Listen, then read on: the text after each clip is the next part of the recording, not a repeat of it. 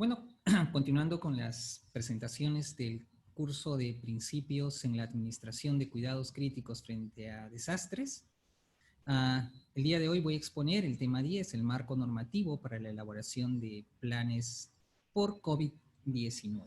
¿no? Quien les habla es el médico cirujano Víctor Espinosa, soy especialista en gestión en salud de la Dirección de Emergencias y Desastres y Defensa Nacional del Ministerio de Salud. Para iniciar, en el contexto que nos encontramos, recordar que, como sabemos, el 31 de diciembre se descubrió y se informó acerca de este nuevo virus que provoca la enfermedad del COVID-19. Desde entonces ha pasado más o menos 3 meses y medio y al 17 de abril teníamos 2.218.332 casos. Y defunciones, 148.654 defunciones. Si vemos en el mapa, vemos cómo se ha diseminado en 3 meses y medio para todo el mundo, por lo que es importante, y más ahora que tenemos el virus en nuestro país y está en crecimiento continuamente, desarrollar planes para hacer frente ante el COVID-19. En ese sentido, el día de hoy voy a dar el marco normativo y algunas pautas para la elaboración de planes frente al COVID-19. En relación, vamos a empezar hablando acerca de la normatividad internacional que existe en lo que es gestión de riesgos y desastres, ¿no? La normativa actual que rige desde el 2015 hasta el 2030 es el marco de Sendai para la reducción de riesgos y desastres, ¿no? Este marco se firmó en la tercera conferencia mundial sobre la reducción de desastres que se desarrolló en el 2015 en Sendai, donde Perú fue uno de los 187 países que participó de esta reunión. Y como parte de esta conferencia de los países que participaron, también tiene compromisos que desarrollar en el marco del Sendai. Entonces, esta normativa internacional rige hasta el 2030. ¿Qué es lo nuevo que presentó Sendai? ¿Qué es lo que refiere este marco? Ha incorporado nuevos términos y ha ampliado su visión un poco, puesto que en este marco, el marco Sendai refiere ya que es importante que se prevea, ¿no?, atender los riesgos ambientales, los riesgos por peligros naturales que conocemos normalmente frente a las lluvias intensas, frente a las inundaciones, frente a las heladas, bajas temperaturas, pero sin embargo hay algo que menciona adicional. Dice también que tenemos que tener en cuenta los riesgos biológicos, ¿no? Y el COVID, el coronavirus que estamos teniendo actualmente es un riesgo biológico. Entonces también deberíamos tomar en cuenta y dice planificar para reducir este riesgo. También menciona el marco Sendai que promueve la cooperación transfronteriza para facilitar las políticas y planificación, ¿no? Teniendo en cuenta algo importante, es aumentar la resiliencia de la población y reducir riesgos y desastres, incluido el riesgo de epidemias, pandemias y desplazamientos. Como sabemos, el mundo está teniendo una serie de desplazamientos por distintos motivos, ¿no? Está habiendo también epidemias y la pandemia que tenemos actualmente es un reflejo de esto. Y el marco de Sendai ya comienza a desarrollar esto y a decir, mira, tengan en cuenta que existen estos riesgos y tenemos que nosotros realizar acciones frente a estos riesgos. En cuanto a la normativa nacional, en el marco de gestión de riesgos y desastres, tenemos nosotros dos políticas de Estado, la política 32 y la política 34, que indican la importancia de la gestión de riesgo en el país, ¿no? También tenemos el sexto eje estratégico del Plan Bicentenario, cuyo como lineamiento de política es fomentar la reducción de las vulnerabilidades y la gestión de riesgos frente a desastres, ¿no? En el marco del desarrollo sostenible. También el PCEM 2016-2021, su primer objetivo estratégico, en el 1.5 dice reducir los riesgos y daños y lesiones ocasionados por factores externos, ¿no?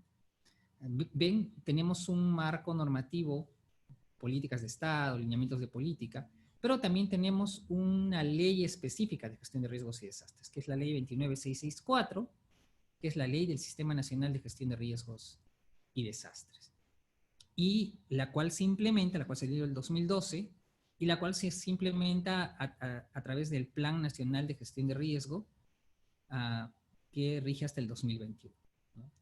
Ahora, ¿qué es lo que nos dicen tanto la ley y el reglamento de la ley del sistema de gestión de riesgos y desastres? Nos dice que los tres niveles de gobierno, el nivel nacional, regional y local, deben elaborar planes específicos frente a los principales peligros o amenazas que tengan la jurisdicción o el ámbito de aplicación. Entonces, esta ley y el reglamento nos dice que nosotros podemos elaborar planes específicos por procesos, ¿no?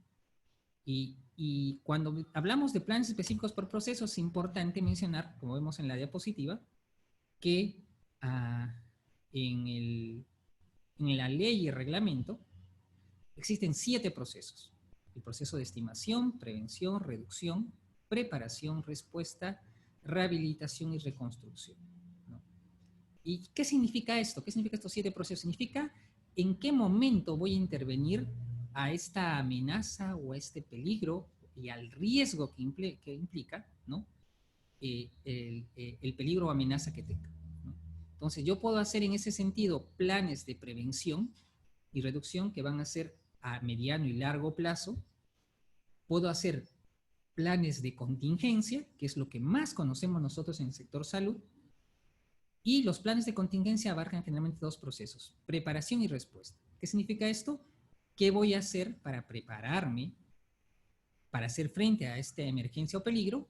¿Y qué voy a hacer para responder adecuadamente cuando se origine un peligro? También puedo hacer planes de rehabilitación, que son planes con acciones para tratar de restablecer las funciones más importantes de una institución o de la afectación de un determinado evento. Entonces, son esas acciones que voy a hacer, ¿no? Ahora, ¿qué pasa si es que eso no puedo hacer simplemente rehabilitación? Se ha afectado en gran manera la infraestructura y del establecimiento del hospital, entonces ya no podría hacer una rehabilitación, sino tendré que irme a un proceso de reconstrucción, ¿no? Que tiene otro enfoque. Entonces, si se dan cuenta, yo puedo hacer una serie de planes en el marco de gestión de riesgos y desastres, ¿no? Es importante mencionar, ¿no?, en este contexto, que el 31 de enero del 2020, ¿no?, el Ministerio de Salud aprobó el Plan Nacional de Preparación y Respuesta frente al riesgo de introducción del coronavirus 2019. Si nos ponemos en el contexto, en el tiempo, recuerden que el virus al Perú entró el 6 de marzo del 2019. Esto fue anterior a que ingrese el virus al país. ¿Y qué nos dice esta resolución? Si nosotros vemos en las actividades que se colocaron en esta resolución ministerial, indica que se debía brindar asistencia técnica para la elaboración e implementación del plan de contingencia de hospitales seleccionados para el manejo de casos de COVID-19, ¿no? Entonces, esta responsabilidad se le dio a la DIGER, al CDC, a DIGEPS. ¿Y qué indica esto? ¿Qué implica? ¿Qué es la inferencia en base a esto? Significa que se indicó a todos los hospitales y a todas las instituciones elaborar planes de contingencia para hacer frente ante la llegada inminente del virus al país. Ahora, en ese sentido, es importante que entendamos que los planes de contingencia, ¿ya?, tienen una normativa específica en nuestro país. Si yo como hospital, si yo como DIRESA quiero hacer un plan de contingencia, debo regirme en estas normas específicas que ya son para elaboración de planes de contingencia. En ese sentido, tenemos la Resolución Ministerial 188/2015 de la Presidencia del Consejo de Ministros, que aprobó los lineamientos para la formulación y aprobación de planes de contingencia. Acá nos dan lineamientos generales de cuál es la estructura de un plan nacional, un plan sectorial, un plan regional y un plan local. Sin embargo, recuerden que esta resolución aplica a todos los sectores, o sea, esta resolución era muy general, estos lineamientos, y ya que el tema de gestión de riesgos, el tema de elaboración de planes de contingencia no solo lo hace salud, también lo hace agricultura, lo hace educación, ¿no? Entonces, estos aspectos eran bastante generales. Entonces, necesitábamos aplicarlo y adecuarlo a salud, por ser especial y por ser diferente su estructura y su implementación. Entonces, en ese sentido, en el marco de la Resolución Ministerial 850, que nos da las normas para la elaboración de documentos normativos dentro del MINSA, es que en julio del 2019, el año pasado, se aprobó la Resolución Ministerial 643/2019. Esta resolución aprobó la Directiva Administrativa 271 del MINSA, Directiva para la formulación de planes de contingencia en las entidades e instituciones del sector salud. Entonces, ¿qué significa esto? A partir de julio del 2019, cualquier institución del sector salud que quiera hacer un plan de contingencia debe adecuarse a la estructura de esta directiva, que como vamos a ver más adelante es de obligatorio cumplimiento. Entonces, es por eso que ahora le vamos a presentar, si yo hago un plan de contingencia frente al COVID, ¿no?, es importante que siga los lineamientos y las pautas que te da esta directiva.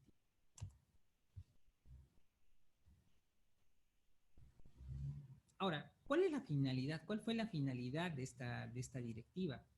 La 271 fue fortalecer la organización, o es de fortalecer la organización del sector salud para una oportuna y adecuada respuesta ante la inminencia o ocurrencia de un evento adverso, emergencia o desastre.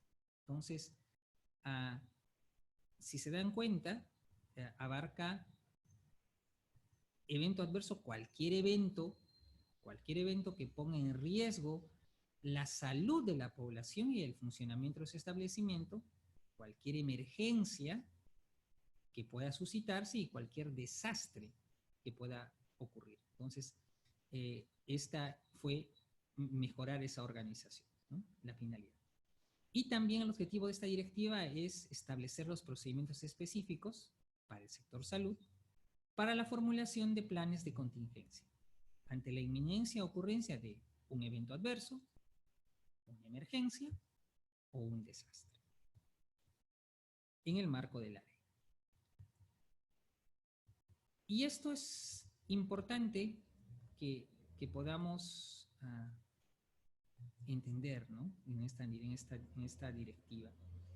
A partir de julio del 2019, esta directiva deroga cualquier otra directiva que hayamos estado usando para elaborar nuestros planes de contingencia como hospital, ¿no? Entonces, si nosotros leemos en la directiva, la 271, el ámbito de aplicación dice: la presente directiva es de aplicación obligatoria para los órganos y unidades orgánicas del Ministerio de Salud, Seguro Social, E-Salud, Sanidad de las Fuerzas Armadas, Sanidad de la Policía, instituciones de salud del Gobierno Nacional y de los gobiernos regionales y locales, y demás instituciones públicas, privadas y público-privadas.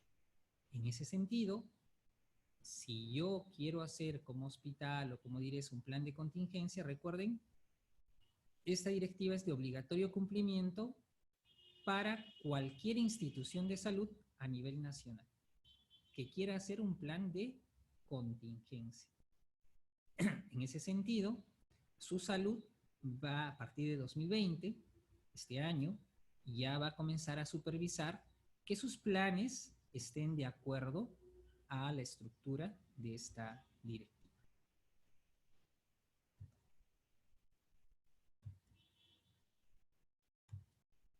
Ahora, es importante, como mencioné antes, entender antes de ir a la estructura del plan de contingencia, a ver cómo debe ser un plan de contingencia, y esta es la diferencia de normas anteriores que salieron para la elaboración de planes de contingencia, que no te daba una estructura, por lo cual cada hospital hacía la estructura según la mejor conveniencia y parecer que tenía. Ahora se ha estipulado y se ha normado esta estructura, ¿no? Ahora, recuerden por favor que un plan de contingencia abarca dos procesos importantes: preparación y respuesta. ¿Qué significa? Un plan de contingencia dice qué cosas voy a hacer para prepararme para un determinado evento. En este caso, si es el COVID-19, ¿qué cosas voy a hacer? Recuerden que esto se propuso en enero, antes de que entre. Les decía, ¿qué cosas haría yo para prepararme para responder adecuadamente frente al ingreso del virus y de la enfermedad al país? Entonces, un plan de contingencia conceptualmente es cómo me preparo y cómo respondo. Entonces, si ya estoy ahora con el evento encima, ya muy difícil en este momento que hagamos la preparación. Ya estamos en la fase de respuesta, ¿no? De atención, de enfrentar el virus. Entonces, uh, un plan de contingencia generalmente se hace con un poco más de anticipación, ¿no? Entonces, ¿qué contenido tiene un plan de contingencia? Tiene una introducción, tiene una finalidad, ¿no? Que la finalidad del plan es proteger la salud de las personas en riesgo y afectadas por el coronavirus. Tiene objetivos, y los objetivos hemos pedido que sean principalmente relacionados a qué hago para prepararme y qué hago para responder. Base legal. En la base legal, algo que nos hemos dado cuenta en este tiempo es que muchos de los planes que se realizan, de planes de contingencia frente a cualquier evento, son copia y pega de un plan anterior. O sea, a veces se olvidan incluso de sacar normas que han sido derogadas, antiguas, ¿no? Hemos visto planes incluso con normas de hace más de 20 años. Entonces, la sugerencia es que en la base legal coloquemos normas vigentes y que al menos que no sean de más de 10 años, ¿no? Para poder colocar en esta parte del documento. En el ámbito de aplicación, la jurisdicción de su institución, ¿no? Y en el contenido tiene estas partes que vemos, ¿no? Tenemos una primera determinación del escenario de riesgo, y para ello determinar el escenario de riesgo frente a un peligro natural, unas lluvias, frente a heladas, frente a bajas temperaturas, que son eventos que tenemos constantemente, nosotros identificamos el peligro, analizamos la vulnerabilidad y determinamos un nivel de riesgo. En este caso, para la enfermedad del COVID-19, la identificación del peligro, ¿cuál es el peligro acá? El peligro es el virus, ¿no? Entonces, yo tengo que caracterizar el virus. ¿Qué es el virus? ¿A qué familia pertenece? ¿Cuáles son? ¿No? ¿Y cuál es la característica de este virus? ¿Cuántos casos hay? ¿En cómo está la distribución en el mundo? ¿No? Entonces, ahí es identificar, o lo que ustedes llaman diagnóstico situacional. Ahí lo colocaríamos, en la parte de análisis del peligro, ¿no? Luego, el análisis de vulnerabilidad es cómo estoy yo como institución para hacer frente a ese peligro. ¿Cómo están mis unidades de emergencia? ¿Cómo está mi hospitalización? ¿Tengo áreas de aislamiento? ¿No? ¿Tengo suficientes ventiladores? O sea, eso es un análisis de vulnerabilidad. O sea, ¿cuán preparado estoy para hacer frente a ese peligro? Entonces, en esta parte deberíamos analizar esos detalles número de camas, número de zonas de aislamiento, áreas de, de expansión interna o externa, entre otros, ¿no? Y en la determinación del nivel de riesgo, lo que se ha estado haciendo es una proyección de casos en base a la población que tiene una determinada jurisdicción. Acá tenemos una proyección que ha hecho CDC, que lo tienen todos ustedes, ¿no?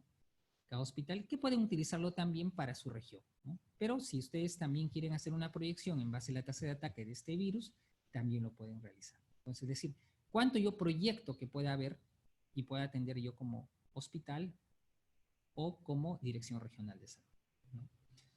Ahora, otro aspecto importante que tiene el plan y que a partir de ahora vamos a estar capacitando y motivando desde hace un tiempo atrás, un año, más que todo estamos fortaleciendo estos conceptos, es que en este plan se tiene que trabajar dos aspectos importantes. Lo que es el grupo de trabajo de gestión de riesgos y desastres, que se reúne y está integrado muchas veces por el equipo de gestión, ¿no?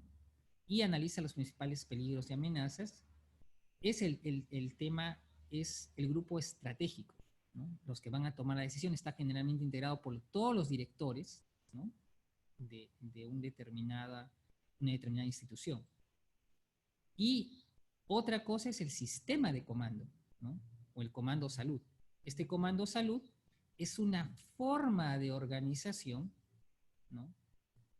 En la cual ya es en el momento de la emergencia. O sea, ellos son, el comando salud es el que va a estar enfrentando la emergencia, el evento adverso o el desastre. Entonces, es una forma, es una adaptación del sistema comando de incidentes que te permite organizarte de mejor manera cuando hay una emergencia o un desastre y responder con los recursos que tú tengas para, y se ha visto cómo la adecuada implementación del sistema comando salud o el comando incidentes ha mejorado mucho la gestión del desastre, ¿no? O de la emergencia que pueda suscitarse. Entonces, es otro tema que también estamos importante colocar en el plan, ¿no? ¿Cómo nos vamos a organizar en el momento que haya la emergencia? El procedimientos específicos en este plan como les mencioné anteriormente, se incluye procedimientos de preparación, o sea, cómo me voy a preparar, ¿no? ¿Qué acciones voy a hacer para prepararme frente a la llegada del virus?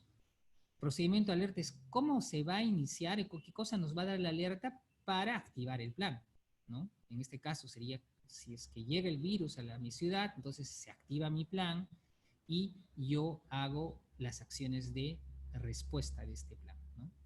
El procedimiento de comando coordinación es la instalación del comando salud, cómo se coordina, porque recuerden que la respuesta frente a una emergencia, ¿no? Frente al COVID, todo no va a ser solamente de salud, se necesita de las Fuerzas Armadas, se necesita la policía, se necesita la municipalidad para acciones conjuntas en mercados, en zonas. Entonces, es esa coordinación, ese procedimiento de comando es que se debe incluir en esta parte, ¿no?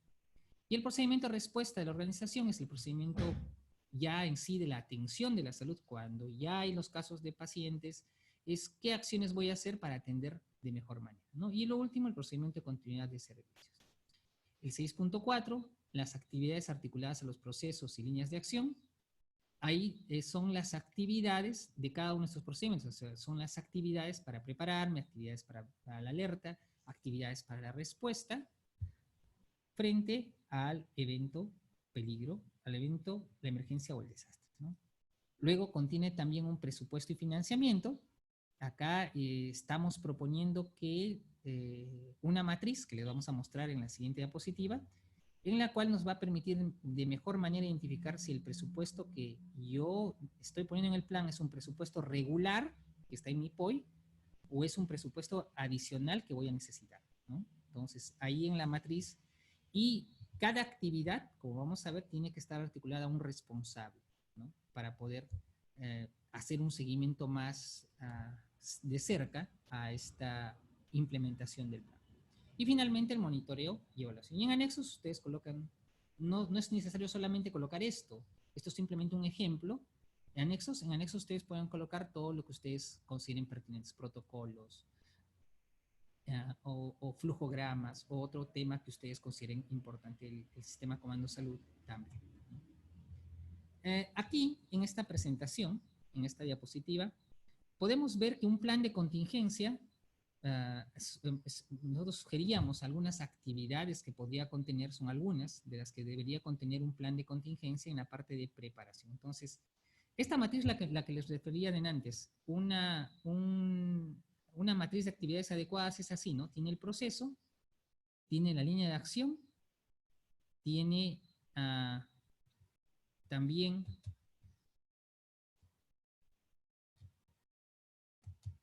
como ustedes ven acá en la diapositiva, miren, tiene una línea de acción, tiene la actividad, qué actividad voy a hacer, tiene la unidad de medida, o sea, cómo voy a medir esta actividad, y tiene una meta con dos características, una meta con presupuesto regular y una meta con demanda adicional. Entonces, ¿qué pasa si yo, como recuerden, esto es antes de un evento, si yo no cuento con ese presupuesto? Entonces yo me coloco el presupuesto, la meta en demanda adicional y me coloco un presupuesto con demanda adicional, ¿no? Y si yo cuento con el presupuesto y me pongo la meta con POI y el presupuesto con POI, ¿no? Luego es la fuente de financiamiento, la categoría, y es importante que haya un responsable de cada actividad, ¿no? Muchos de los planes que hemos revisado solamente tienen la actividad y no, muchas veces no se identifica quién va a llevar a cabo esa actividad, pero si hacemos esta matriz nos va a permitir de mejor manera identificar quién es el responsable, cuánto va a lograr si se implementa de meta y cuánto presupuesto va a ejecutar, ¿no?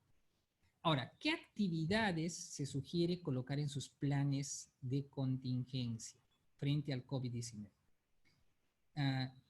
Es importante, si yo hago la parte de preparación, se debería haber consignado la parte de promoción de la salud. Y ahí, importante la difusión del lavado de manos, la higiene respiratoria, que sepan las personas cómo toser, que se está dando actualmente por todos los medios, y también dirigido tanto al personal de salud como a pacientes que estén en los hospitales, ¿no?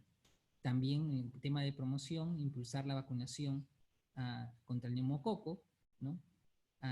Aparte de eso, también una línea de acción es información pública y sensibilización ante COVID, es toda la difusión que se puede hacer mediante materiales comunicacionales, mensajes claves, para la protección, prevención y control de coronavirus en la población, en la institución y en la población, ¿no? Para reconocimiento de signos de alarma, ¿no? En caso de que tengan cuadros. Entonces, este tema es preparando, ¿no? Es sensibilizar a la población, ¿no? Luego también es importante, un tema es la vigilancia, fortalecer la vigilancia epidemiológica, ¿no? Entonces, antes de ello tengo que yo fortalecer el personal, las competencias del personal para que hagan una adecuada identificación de casos de infecciones respiratorias agudas, de sintomáticos respiratorios y de COVID-19, ¿no? También importante para este tipo de personal que sale, que va a ir a hacer la vigilancia, que va a hacer la contención, que cuenten con provisión de materiales de bioseguridad, equipos de protección, ¿no? Luego también la vigilancia laboratorial, gestionar el fortalecimiento de la capacidad diagnóstica, contar con equipos, contar con pruebas rápidas o pruebas serológicas, ¿no? Entre otros, o guías para una adecuada toma de muestra, distribución y almacenamiento de estas muestras en caso de que no tengan el laboratorio. Entonces, y fortalecimiento de las capacidades, un tema muy importante en la parte de preparación es capacitar, ¿no? Es un tema básico, importante antes del evento, fortalecer el diagnóstico, el manejo, el tratamiento en base a guías internacionales, ¿no? Fortalecer o implementar e identificar áreas de aislamiento para casos sospechosos y confirmados. Importante el seguimiento de la disponibilidad de productos farmacéuticos y dispositivos médicos necesarios para la atención de estos pacientes, y importante la gestión anticipada de los equipos de protección, ¿no? Entonces, esto es lo ideal en un ambiente, en la parte de preparación, ¿no? Pero, ¿qué hacemos si ya está en la parte de respuesta? O sea, ¿qué hacemos cuando ya está el virus en mi ciudad, ya estoy atendiendo casos, entonces ya no me queda tiempo para hacer las acciones de preparación? Yo tengo que hacer las acciones de respuesta. O sea, ya enfrentar la emergencia. Entonces, ¿qué actividades se recomiendan? Y hemos visto que se han estado colocando en planes, ¿no? Que hemos recibido como dirección de planes de contingencia frente al COVID. Primero es importante procesar, analizar la información, ¿no? Tanto de cómo está el comportamiento, cuántos casos tengo en mi hospital, qué recursos cuento, ¿no? El análisis y monitoreo de estos daños para una oportuna toma de decisiones, ¿no? Entonces, hay un EMET en cada lugar donde, y con la información del CDC también, que podemos ver cómo es el comportamiento en la población de la jurisdicción del hospital o de la dirección donde me encuentro, ¿no? Otro aspecto también es la organización de los servicios de salud. Es importante adecuar e implementar protocolos, ¿no? Para el traslado adecuado de pacientes sospechosos o casos confirmados, ¿no? Implementar la coordinación, ¿no? A nivel regional. En lo que es organización de servicios, importantísimo el triaje diferenciado que tanto se ha hablado, ¿no? Para sintomáticos respiratorios y los flujos, ¿no? Que van a cambiar para personal con sospecha de COVID y con los que no tienen sospecha de COVID. Puesto que un hospital que, recuerden, normalmente no solamente va a atender pacientes de COVID, sino también atiende otro tipo de pacientes que normalmente saturan los servicios de emergencia, ¿no? Otra actividad, otra línea de acción es la atención propiamente dicha. Entonces, para la atención, ya acá se necesita la contratación de personal. Ya en caso, ahora se recuerden que se necesita para este tipo de emergencias, no se abastece con el personal que tenemos, esa sobredemanda se requiere contratación de médicos, enfermeras y entre otro personal necesario para la atención de estos casos. Entonces, importante no olvidarse, no debería olvidarse el personal, el recurso humano en el plan. También importante la disponibilidad de productos farmacéuticos y dispositivos médicos, ¿no? También el seguimiento y análisis de cómo va el comportamiento de los casos confirmados, de los hospitalizados, ¿no? Todo lo relacionado a la atención, ¿no?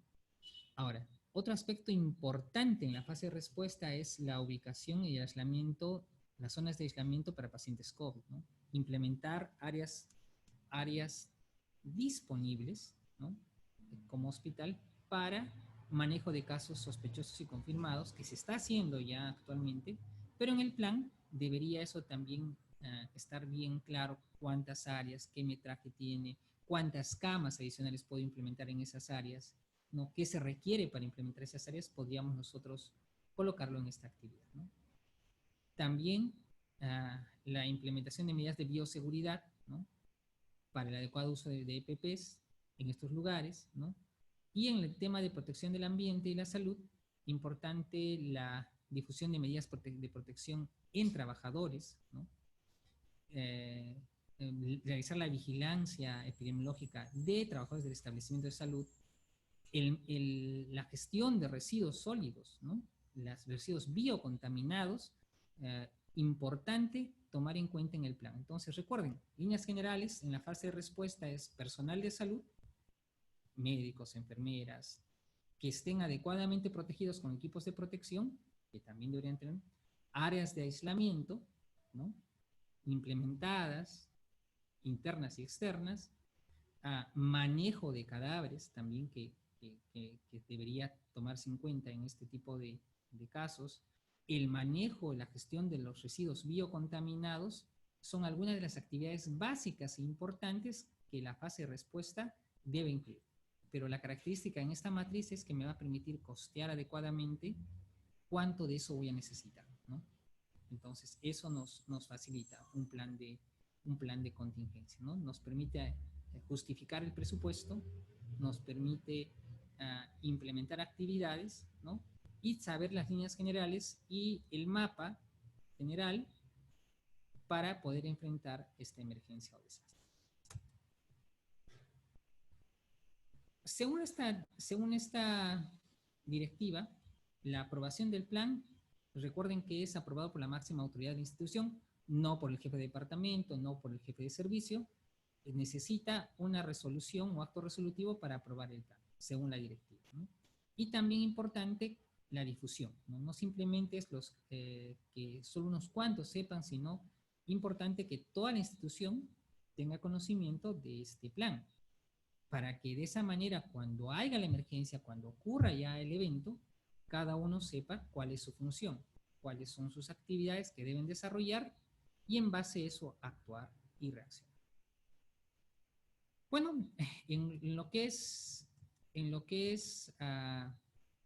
planes de contingencia, esta es la directiva 271, y esta es la forma como se debe elaborar y la pauta que nos da la normatividad vigente.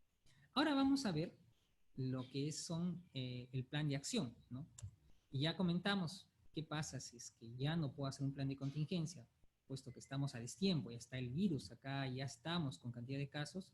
Lo que yo podría hacer es un plan de acción, por ejemplo, un plan de intervención, ¿no? Ahora, el plan de acción, el único documento normativo que tenemos actualmente como Ministerio de Salud es el Decreto Supremo 07-2014, que aprueba el reglamento del Decreto Legislativo 1156. ¿Qué es esta norma? Es la norma para la declaratoria de emergencia sanitaria. Entonces, esta norma te dice qué haces para tú declarar una emergencia sanitaria en una determinada zona, sea a nivel nacional o regional. Ahora, ¿qué dice esta norma en el artículo 15? Él menciona y dice, el plan de acción refiere que el plan de acción es el documento cuyo objetivo es definir acciones específicas para enfrentar la emergencia sanitaria. Miren lo que dice acá. ¿Qué es un plan de acción? Es un documento que tiene acciones específicas para enfrentar la emergencia. Eso es. O sea, ¿qué acciones voy a hacer? Ya tengo cantidad de casos, ha habido mucha cantidad de casos positivos, mis servicios están saturados, entonces, ¿cómo voy a enfrentar esa carga? Entonces, para hacer esto, esta norma te da una estructura, te dice dónde va a ser el lugar o ámbito de este plan de acción, cuáles son los objetivos, que ya hemos visto que es enfrentar la emergencia. Acá te pone metas, o sea, ¿cuáles son las metas si yo realizo mis actividades que están en el plan? Y acá las actividades también serían similares a la respuesta. Contratación de médicos. Nosotros hemos aprobado un plan de acción, también como ministerio, ¿no? Acá estas metas, por ejemplo, son actividades que nos van a permitir en el corto plazo, y generalmente son acciones para 2 o 3 meses, ¿no? Para enfrentar esto. Entonces acá también se considera contratación de personal, médico, enfermera, técnicos, laboratoristas, entre otros. También consideramos el tema de manejo de cadáveres, también debemos considerar acá el tema de áreas de aislamiento, de manejo de residuos sólidos, o sea, esos temas importantes, ¿no? Que nos van a permitir enfrentar, ¿no?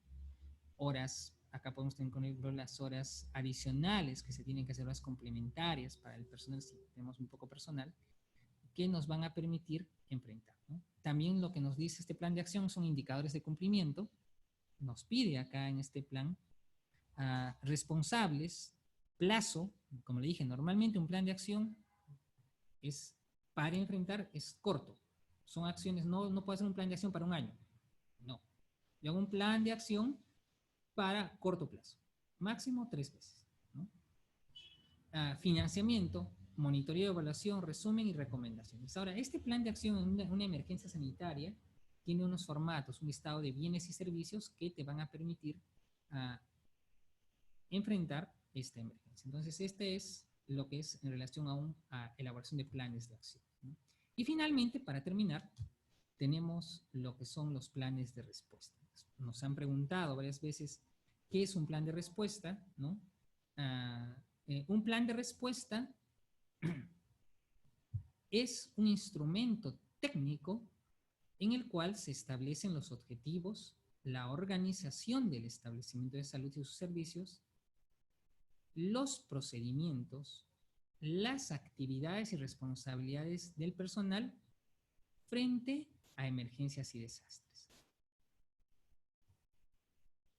¿Y con qué finalidad? A fin de controlar los eventos adversos y atender los daños a salud. Entonces, Un plan de respuesta, eh, según la normativa nacional, generalmente se realiza, un plan de respuesta es multipeligro. O sea, ¿cómo yo voy a organizarme para responder adecuadamente en caso de que frente a los principales peligros de mi jurisdicción? Por ejemplo, acá en Lima, ¿frente a qué me tendría que organizar? Frente a sismos, frente a manifestaciones, frente a eventos, por ejemplo, que pudieran ocurrir, ¿no? Entonces, un plan de respuesta, según donde me encuentre, ¿no? Va a ser es multipeligro, ¿no? Es su conceptualización. Entonces, ¿qué te va a permitir este plan de respuesta? Organizarte bien y te va a permitir tener procedimientos y actividades para esa adecuada coordinación en la respuesta, ¿no? En ese sentido, eh, como dirección general, estamos actualmente elaborando una norma que esperemos que en los próximos meses, en el corto tiempo, se pueda ya aprobar, que nos va a dar los lineamientos para elaboración de planes de respuesta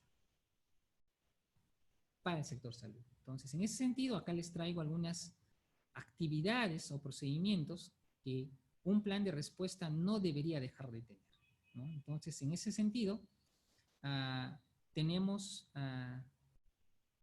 4 grandes líneas. Uno es la conducción de actividades de la respuesta.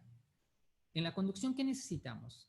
Por ejemplo, en caso ahí tenemos que considerar cómo va a ser la evacuación, cuáles son las zonas, identificación de zonas seguras dentro de mi institución, la cadena de llamadas, o sea, es el orden jerárquico, en caso de que no encuentre a alguien superior, quién es el inmediato superior que pueda asumir la responsabilidad o el cargo para hacer frente a esa emergencia. Y se recomienda hasta 4 niveles jerárquicos en sí, ¿no? También es importante la implementación del sistema de comando salud que hemos mencionado para organizarse adecuadamente frente a la respuesta. La búsqueda y salvamento, ¿no? En este caso, esto es más orientado a caso de un desastre como por un sismo, un terremoto. Ahí tiene que verse cómo va a ser la búsqueda y salvamento del personal y de las personas que puedan estar en el hospital. Importante las tarjetas de acción, la seguridad y protección de las instalaciones. Porque recuerden que en un desastre se requiere, hay aumento de la vulnerabilidad que tiene el hospital por el mismo evento, ¿no? Entonces tiene que darse la seguridad necesaria para los trabajadores, para los pacientes y las instalaciones, ¿no? Implementación, también se debería tener en cuenta la implementación de zonas de áreas de expansión interna y externa, líneas vitales, ¿no? En lo que es gestión de la información, recuerden que ahí es importante, para yo responder adecuadamente tengo que saber qué ha pasado, ¿no? No es lo mismo responder si yo no sé si tengo 100 pacientes, no es lo mismo que responder 1000 pacientes. Entonces, ese diagnóstico, esa mirada de lo que ha causado esa emergencia, me va a permitir a mí tomar decisiones y determinar las necesidades en relación al inventario de recursos. O sea, ¿qué necesidades tengo en base a los recursos que cuento, ¿no? Inventar necesidades para poder atender la emergencia, ¿no? También importante que en la gestión de información, el censo, ¿no? Del establecimiento y la comunicación al público sobre lo que está ocurriendo en el establecimiento. ¿Qué actividades más debería considerarse en la parte de atención de la salud? La atención de la salud es la parte ya operativa en una emergencia, ¿no? Acá es importante el triaje. Vemos en COVID, sería el triaje diferenciado, ¿no? Para pacientes sintomáticos respiratorios, los flujos diferenciados, la atención médica diferenciada. Recuerden que por la nueva infección se ha tenido que reorganizar los servicios en muchos hospitales, entonces tiene que ser en la reorganización de la oferta, ¿no? Para atender este tipo de casos especiales que se tienen, ¿no? También importante la gestión de recursos en almacenes, ¿no? Una cosa es tener adecuadamente todo en mi emergencia, en la hospitalización, pero ¿qué pasa si no tengo una adecuada gestión de almacenes? Voy a quedar desabastecido, ¿no? Y también la vigilancia post-desastre, ¿no? También muy importante ver cuáles son el riesgo potencial epidémico, frente a un determinado desastre, y los aspectos de salud ambiental. Aquí estamos el manejo de residuos sólidos, aquí está la vigilancia de enfermedades zoonóticas, ¿no? Entre otros. Y también un tema muy importante que ya se está viendo actualmente también es el manejo de cadáveres, ¿no? Que precisamente que ya tenemos una norma con un ministerio para poder, y que ha tenido 2 modificatorias para poder intervenir. Entonces, como conclusión, y finalmente la referencia y transporte asistido de pacientes, que también no se debe obviar cuando hacemos un plan de respuesta. Entonces, como conclusión, recuerden, un plan de contingencia frente al COVID implica acciones de preparación y acciones de respuesta, ¿no? Un plan de acción son acciones cortas para enfrentar el momento de la emergencia, evento adverso o desastre, y generalmente es de corto plazo, puntual. Y un plan de respuesta nos permite organizarnos de mejor manera y saber qué hacer en caso de que haya una emergencia y cómo debe ser el manejo de la emergencia en caso de que ocurra un evento, desastre o emergencia, ¿no? Entonces, esto es la normativa que tenemos actualmente para y la que debemos seguir en caso de que queramos hacer un determinado plan ante el COVID-19.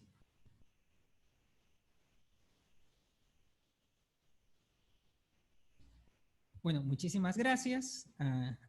Esperamos haber podido ayudarles en la elaboración de sus planes. Nosotros como Ministerio de Salud estamos dando siempre la asistencia técnica para que cada vez tengamos documentos más amigables y más prácticos y funcionales para atender este tipo de emergencias. Bueno, muchísimas gracias.